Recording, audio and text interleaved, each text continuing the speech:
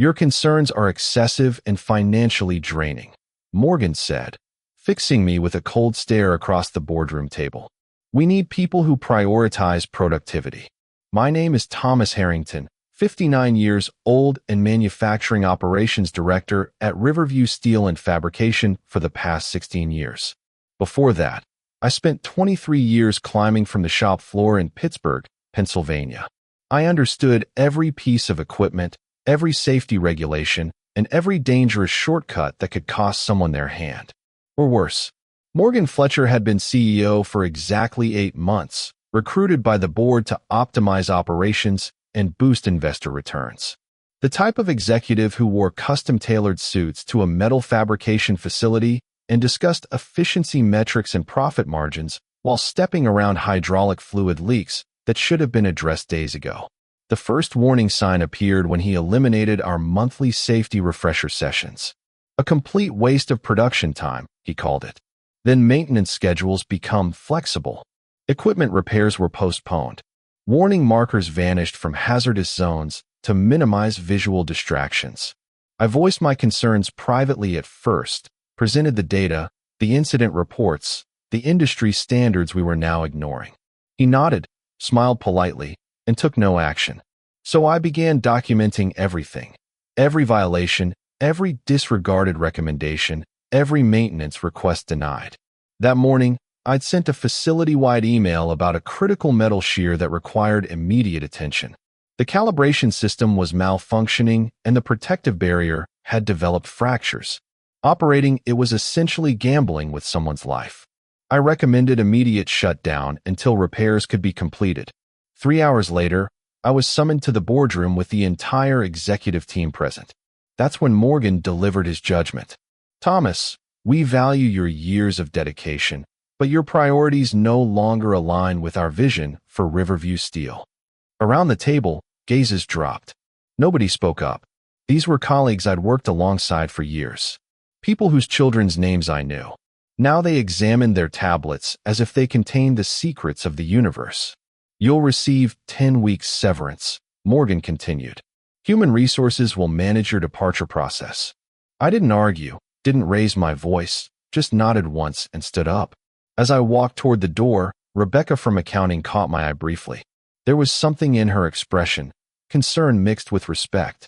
She knew what was happening was wrong. They all did. But I also knew something Morgan didn't. My documentation hadn't just gone into company emails that could be erased. I had copies, detailed, thorough, and ready to be submitted to authorities who would actually care. I started at Riverview Steel back when it was called Eastern Metalworks, began on the night shift, operating a press brake 6 months after my 20th birthday. Hot, dangerous work. But it paid better than anything else in Pittsburgh for someone with just a high school diploma. My grandfather had worked 45 years at U.S. Steel before retiring. Make yourself indispensable, he told me on my first day. Learn everything. Be the person they can't function without. So I did. I mastered every machine and took evening classes in industrial management. I volunteered for the safety committee because everyone else avoided it. By my 15th year, I was floor supervisor. By my 23rd, operations director for the entire facility. 380 people reported to me. I knew their capabilities, their limitations, which ones needed firm guidance, and which ones performed better with encouragement. My wife, Catherine, used to joke, "You pay more attention to those machines than our own home repairs." Perhaps she was right. Our garage door had been squeaking for 6 months, but at work, I knew that an unusual sound could mean someone might not return home that evening. When Harold Sullivan ran the company, safety was the top priority. Production goals mean nothing if someone doesn't go home to their family, he'd insist. The safety record was prominently displayed at the entrance every month, and performance bonuses were linked to maintaining low accident rates. After he retired, Riverview drifted through 4 different ownership groups in 12 years. Each one progressively disconnected from the actual work we performed, each one increasingly fixated on quarterly earnings. Morgan was simply the latest and most extreme in that progression. During our first meeting, he asked how quickly we could triple production. I explained we'd need to hire additional workers and possibly add another production shift. He frowned as if I'd personally insulted him. What about just pushing the equipment harder? He asked. Alarm bells sounded in my mind immediately. But I tried. Heaven knows I tried to help him understand the realities of the production floor. For months, I watched the minor changes accumulate. Maintenance intervals extended. Safety equipment became optional. Experienced employees who voiced concerns were the first to be terminated. When Morgan began his efficiency-focused layoffs, I still recalled Michael Davidson, 29 years with the company, finding me in the parking garage the day after his dismissal. You're the only one left who remembers how things should operate, Thomas, he said. Don't let them transform that place into a death trap. I promised him I wouldn't. Now I was heading to my office to clear out my belongings, that promise still echoing in my thoughts. Human Resources gave me 45 minutes to gather my possessions. Diana from HR stood awkwardly by the doorway while I emptied my desk. We'd worked together for 14 years. Now she couldn't see my gaze. I need your access card and keys, she said finally. And you'll need to sign these documents. She placed termination papers on the desk. I signed without reading them. What difference would it make? My career at Riverview was finished either way. As I was packing my personal items, a handcrafted pen holder my son made in a high school woodshop, several family photographs. Carlos Martinez from maintenance appeared in the doorway. Diana stepped outside to give us privacy. This is unjust, Thomas, Carlos whispered. Everyone knows it. I just nodded, keeping my voice low. How's that metal shear functioning? They've got Ryan operating it now. Kid's been here 7 months, Thomas. 7 months. My stomach tightened. Ryan was a good young man. Eager to please. Too eager. They're pushing him on production targets. Morgan told us to meet the quotas regardless of circumstances. Be careful, Carlos, I said, handing him my box of belongings. Watch out for yourself and the others. I sat in my truck for a long while, staring at the building where I'd spent more than half my working life. The reality of what transpired was finally sinking in. My position was gone. My identity as the safety advocate was gone. But that wasn't what troubled me most. People were going to get injured, possibly killed, and Morgan Fletcher would classify it as an acceptable business expense. I started the engine but didn't drive home. Instead, I went to the downtown public library, logged onto a computer, and spent 4 hours organizing my documentation. Every email, every inspection report, every maintenance request that had been denied. Photos I'd taken of blocked emergency exits, disabled safety guards, and improperly stored chemical containers. Then I composed a detailed cover letter explaining the systematic dismantling of safety protocols at Riverview Steel since Morgan had assumed control. When finished, I drove to the nearest UPS store and shipped the entire package to the Occupational Safety and Health Administration office in Philadelphia.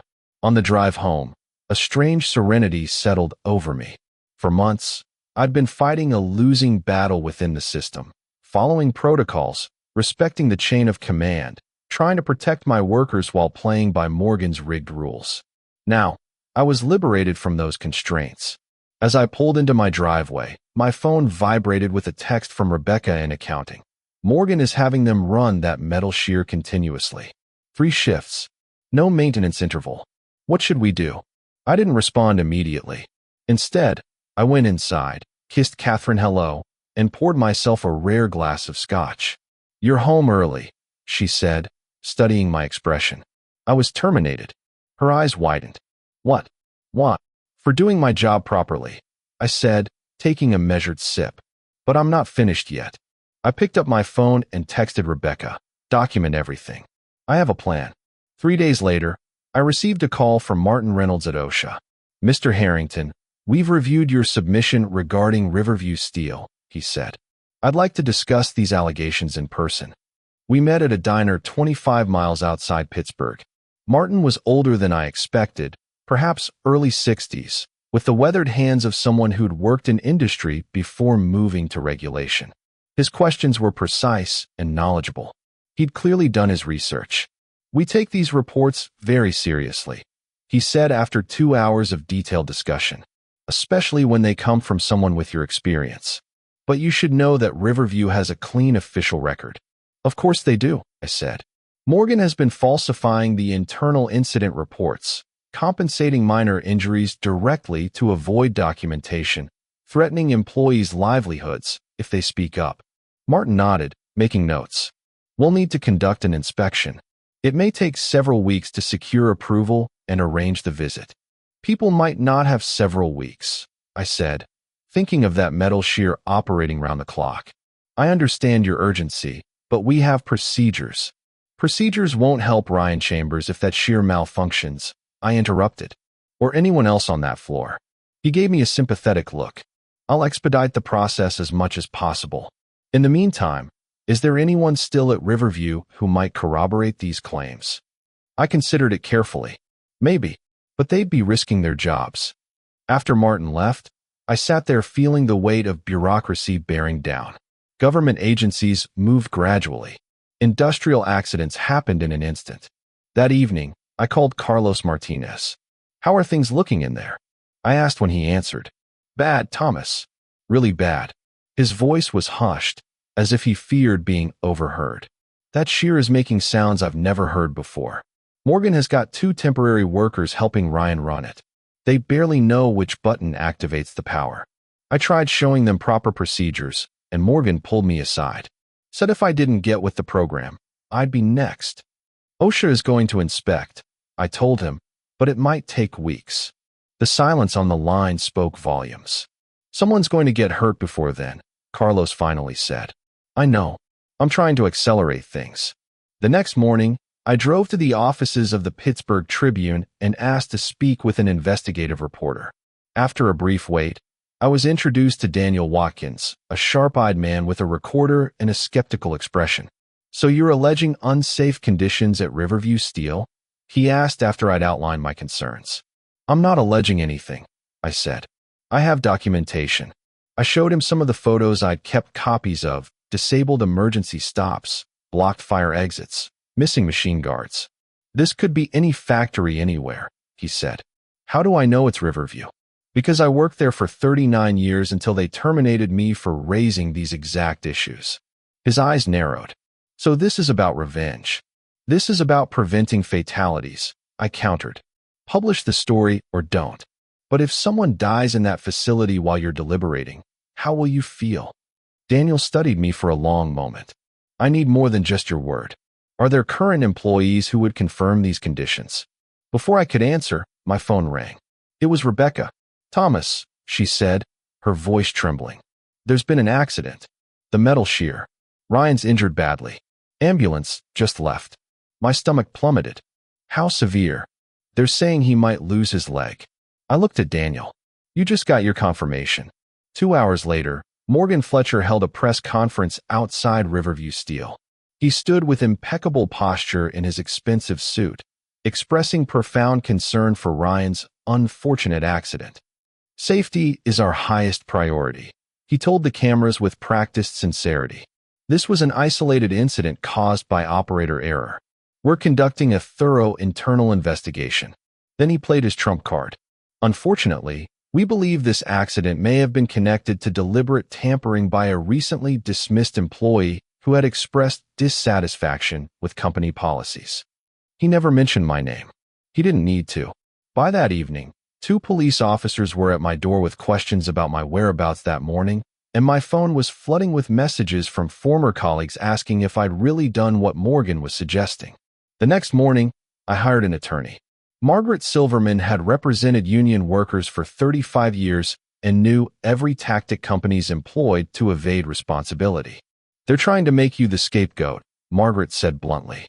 "It's actually a clever strategy. Blame the disgruntled former employee.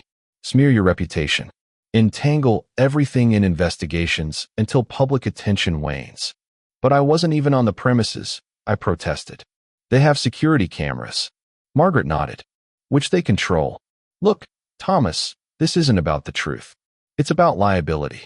If they can pin this on you, their insurance premiums don't increase. They avoid regulatory penalties, and any inevitable lawsuit from Ryan targets you instead of Riverview. So what's our approach?" "We counter with facts. You said you've documented everything." "Everything," I confirmed. "Going back months." "Good. But we need more. We need to know what they're saying internally about the accident." That evening, Carlos Martinez and Rebecca Wallace met me in Margaret's office. Both appeared nervous, constantly checking their phones. Morgan called an emergency meeting after you left, Carlos explained. Said anyone communicating with you or the media would be immediately terminated.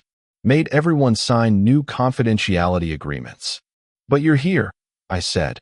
Carlos's weathered face hardened. I've been there 33 years, Thomas. What happened to Ryan? That's not what we represent. Or used to, anyway. Rebecca nodded. I processed the maintenance requisitions for accounting. I've kept copies of everything Morgan rejected over the past 7 months, including 4 separate work orders for that metal shear. She handed over a flash drive. He's been systematically cutting corners everywhere. Not just safety, quality control, environmental compliance, even proper tax withholding. Anything to make the quarterly numbers look better. Margaret reviewed the files while we talked. When she looked up, her expression was grim. This goes beyond negligence, she said. This is willful endangerment. But it still doesn't prove Thomas wasn't involved in the accident. Maybe this will help, Carlos said, pulling out his phone. I recorded the safety instruction, or lack thereof, that Morgan gave the temporary workers before putting them on the shear. The recording was brief. Morgan essentially showed them the power button and the emergency stop, then stated production targets for the shift. That's about 5% of the proper training, I said. Did Ryan receive even this much? Less, Carlos said grimly. Morgan told him to figure it out and walked away. Margaret was livid. This is completely unlawful. Those workers should have received OSHA-mandated training, proper supervision, everything. That's not all, Rebecca said quietly. I discovered something in the company emails yesterday. Morgan knew that shear was dangerous. The manufacturer's representative inspected it last month and officially recommended taking it offline until repairs could be completed. She displayed an email on her phone. Morgan's response to the recommendation was concise. Too expensive. Find alternatives. The room fell silent as the complete picture emerged. This wasn't just cost-cutting or ignorance. Morgan had knowingly placed workers on dangerous equipment after being explicitly warned of the risks. He buried the inspection report, Rebecca continued. It never even reached the maintenance department. I thought about Ryan, 24 years old, lying in a hospital bed, possibly facing life without his leg. All because Morgan wanted to achieve his quarterly targets. So what's our next move? I asked Margaret. She gathered the evidence we'd collected. First we clear your name. Then we ensure Riverview and Morgan personally face the consequences. Carlos's phone buzzed. He checked it, and his face paled. What is it? I asked. OSHA just arrived at the plant, he said. Surprise inspection. Morgan is having a meltdown. For the first time since my dismissal, I smiled. Perfect timing. The OSHA inspection of Riverview Steel lasted 4 days. Martin Reynolds led a team of 5 inspectors who documented over 83 serious violations. Meanwhile, Margaret had arranged a meeting with detectives investigating the sabotage allegations against me. With Carlos's testimony and security footage confirming I hadn't been on the premises, the police quickly determined Morgan's claims were groundless. I was formally cleared, which Margaret promptly communicated to the Pittsburgh Tribune. Daniel Watkins's front-page story ran the following Sunday. Whistleblower vindicated. Former manager warned of dangers before horrific industrial accident. The article detailed my warnings, Morgan's cover-up, and Ryan's condition. Ryan had survived, but lost his leg below the knee. The story ignited outrage in the community, especially among families with connections to Riverview. The company had been part of Pittsburgh for generations. Now it was being accurately portrayed as a hazardous workplace run by a profit-obsessed outsider. Morgan attempted damage control with another press conference, but this time reporters arrived prepared with specific questions about the ignored manufacturer's warnings and falsified safety records. These allegations are completely unfounded, Morgan insisted, his composure deteriorating. Thomas Harrington has a personal vendetta against this company. What Morgan didn't know was that Margaret had arranged for Ryan Chambers to watch the press conference from his hospital room, and that Ryan had agreed to an exclusive interview immediately after. Seeing Morgan dismiss the accident that had cost him his leg was the final straw for Ryan. On camera, with his bandaged limb clearly visible, he detailed the lack of training, the pressure to meet impossible quotas, and how management ignored warnings about the dangerous equipment. Thomas Harrington tried to shut that machine down, Ryan told the interviewer. If they'd listened to him, I'd still have my leg. The interview was devastating. By evening, Riverview's board of directors called an emergency session. The next morning, two things happened. Morgan Fletcher was placed on administrative leave pending investigation, and I received a call from Stephen Sullivan, son of the former owner. Thomas, this is Steve Sullivan. I need your help. I hadn't spoken to Steve in years. After his father retired, Steve had relocated to Boston to pursue other business ventures, selling his stake in the company. The board asked me to step in temporarily, he explained. The place is a disaster. OSHA has shut down half the production lines. We've got pending lawsuits, and morale has completely collapsed. Sounds like you've got significant challenges, I said, uncertain why he was contacting me. I need someone who understands the operation inside and out. Someone the workers trust. He paused. I want you to return, Thomas, as interim operations director. I hadn't anticipated this. You realize I'm the one who submitted the evidence to OSHA, right? Of course. That's precisely why I want you. You prioritize people's safety above everything else. Just like my father taught us. I considered it carefully. Returning would be complicated. There would be those who resented me for the disruption, the lost production, perhaps even reduced bonuses. But there would also be an opportunity to rebuild what had been destroyed. I'll do it under two conditions, I said finally. First, every single safety issue gets addressed before we resume production. No exceptions. Agreed, Steve said immediately.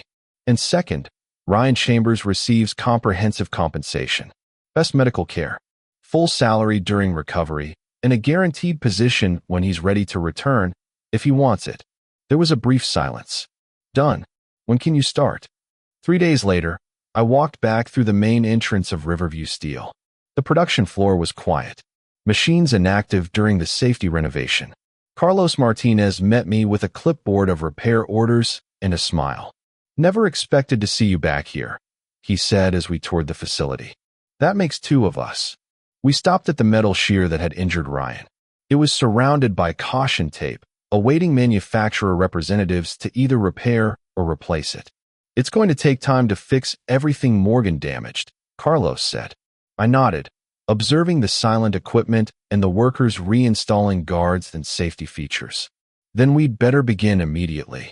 6 weeks later, Stephen Sullivan called a company-wide gathering in the main production area.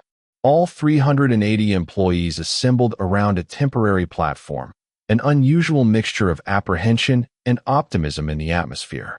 I stood to the side, watching Steve approach the microphone. Behind him sat the newly restructured board of directors, now including 2 retired floor workers and a safety compliance expert. Many of you have been with Riverview longer than I have, Steve began. You remember when this company represented something more than just quarterly profits. Today we start to restore that heritage. He announced a comprehensive reorganization of the company, new safety protocols, increased maintenance budgets, a bonus system tied to both production goals and safety metrics, and a worker representation committee with genuine authority. Then Steve paused, his expression hardening. Regarding the recent leadership that betrayed your trust, I have an update. This morning, the board voted unanimously to terminate Morgan Fletcher for cause. Additionally, based on evidence of willful negligence, we are fully cooperating with the district attorney's office as they pursue criminal charges. A murmur rippled through the crowd. One final announcement, Steve said. From now on, Riverview Steel will have a new position, Director of Safety and Compliance. This person will have ultimate authority over any decision affecting worker safety, with direct reporting to the board.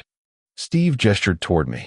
Thomas Harrington has agreed to accept this position, effective immediately. The silence erupted into applause, not polite corporate applause, but the genuine appreciation of working people who understood what had been at stake. As I stepped forward, I caught sight of Ryan Chambers at the back of the room. His right pant leg was pinned up, but he was smiling. He gave me a nod that conveyed both gratitude and forgiveness. I nodded back, then turned to address my colleagues. 3 months after returning to Riverview, I drove to the county courthouse for Morgan Fletcher's arraignment. He faced multiple charges, including criminal negligence resulting in serious bodily injury. I didn't need to attend. The case would proceed with or without my presence. But something within me needed to witness it through to conclusion. Morgan looked diminished somehow in his expensive suit, standing before the judge. When he turned and saw me in the gallery, his face flushed with anger. I simply watched him passively as he pleaded not guilty and was released on bail. Outside the courthouse, Morgan approached me in the parking lot. "Satisfied now, Thomas?" he demanded. "You've ruined my career over one accident." "It wasn't just one accident," I replied calmly. "It was a catastrophe waiting to happen. You understood the risks and chose profit anyway." "That's business," he said dismissively. "No, that's criminal." I turned to leave. "I'll defeat these charges," he called after me. "And then I'll sue you for everything you own." I didn't bother responding. Some individuals never learn. The following weekend, I visited Ryan at his apartment. He was adapting to his prosthetic leg, determined to return to work after completing physical therapy. We sat on his balcony drinking coffee. "I've been meaning to ask you something," Ryan said. "You could have just walked away, found another position. Why fight so hard?" I thought about it. Because some principles matter more than a paycheck. When you witness something wrong, truly wrong, you have two options: look the other way, or take action. Ryan nodded. "Well, I'm grateful you took action." As I drove home that evening, I felt a contentment I hadn't experienced in a long time. Riverview was operating safely again. Production figures were actually improving due to better maintenance and morale, and I was doing work that mattered. Sometimes standing your ground means walking away first, but that doesn't mean you're finished.